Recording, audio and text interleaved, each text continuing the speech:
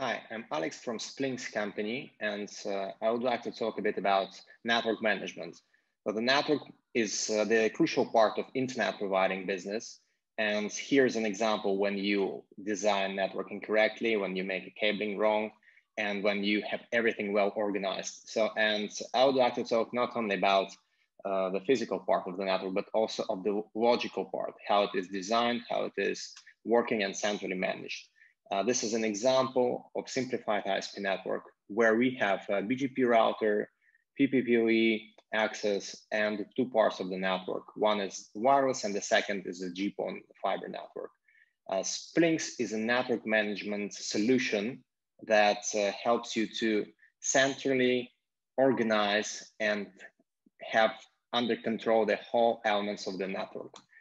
First of all, we start with the authentication with a radio server, where you can have central authentication of your administrators to the devices, but also of your end users. Get all the statistics of their usage, block them if they do not pay, and set up the speed limitations according to the tariff plans.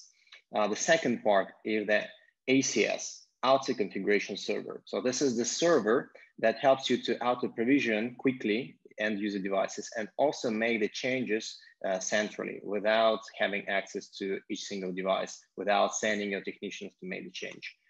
Then all the IP addresses that you use in your network, you can store centrally in Splynx, IPv4, IPv6. All the IP assignments are made centrally from Splynx system. The next part is monitoring, which is also important. We support SNMP and ping, and also we do support SSH backups and change management. We have a special tool that shows you the difference between versions of the configuration of the device, and then you can find when it was changed and who changed the configuration. And the last but not least is API provisioning. Splynx has connections to different vendors like a MikroTik, Precision, Huawei Fiber, where we can activate the rules centrally from Splynx inside these vendor devices. And we are open to any third-party integration.